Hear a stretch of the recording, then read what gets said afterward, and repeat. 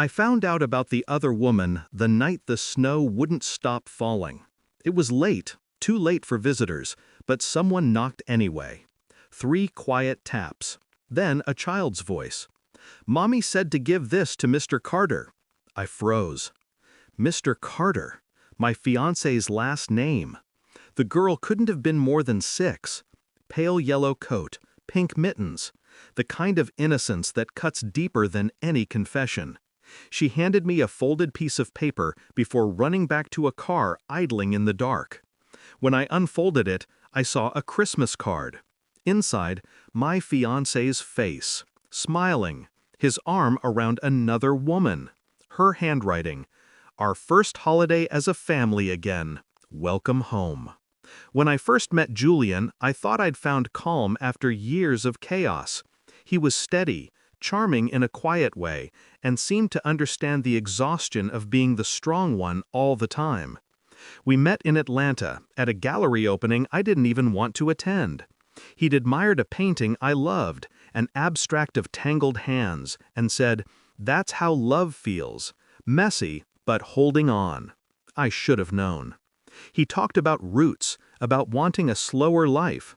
So when he suggested moving to Whitewood, his quaint, snow-glazed hometown, I followed. A fresh start, he said, a place where people still say good morning. The house we bought was pale yellow, with creaking floors and drafty windows. I thought it was charming. I didn't know it was a shrine to his unfinished past. The first signs came softly, a box in the attic labeled "Old Family Things." Inside, a woman's scarf, perfume still clinging to the fabric. Phone calls he took on the porch, whispering under his breath. A photograph turned face down in his study. I told myself I was imagining it. I wanted to believe in him more than I wanted the truth. Then came the nights he worked late, the morning he forgot which story he'd told. And that card, that little girl on my porch, ended all the pretending. I didn't confront him right away. That's not how you win. Instead, I smiled, kissed him goodnight, watched how easily he slept beside me. The next morning, I started taking notes. Dates, times, names on envelopes.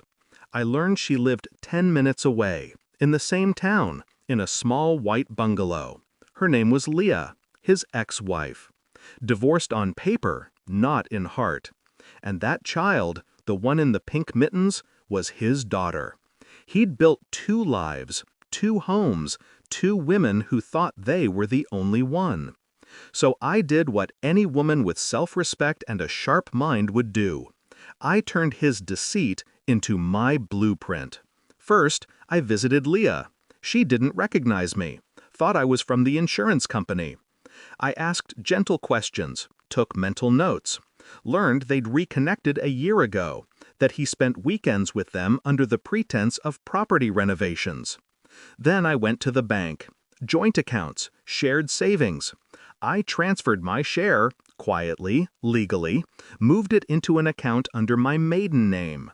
Next, the deed to the house. His name was first, mine second.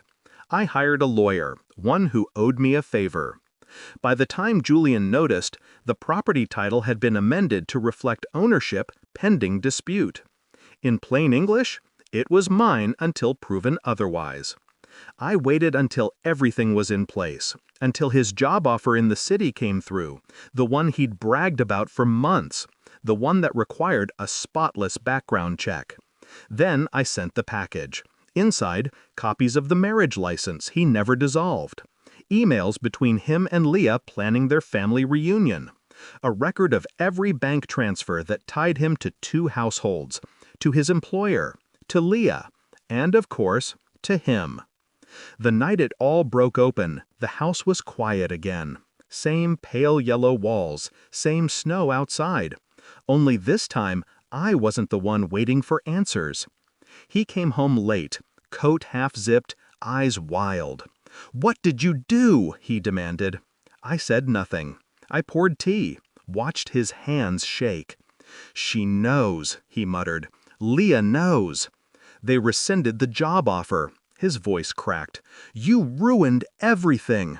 "No," I said, calmly. "You did that a long time ago." He looked around the room as if seeing it for the first time. "This house," he whispered. "It was supposed to be—" "Ours," I finished. "It never was. It was your cover." His face crumbled. I almost felt sorry for him. Almost.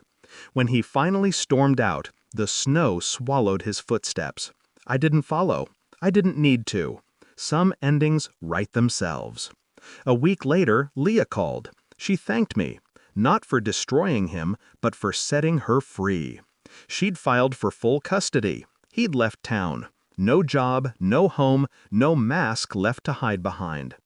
I sold the pale yellow house, bought a place in the city, one with sunlight that doesn't hide secrets in its corners.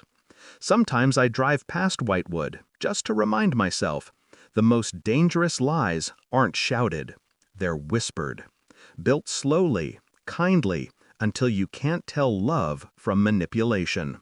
But I learned, when I see snow now, I don't think.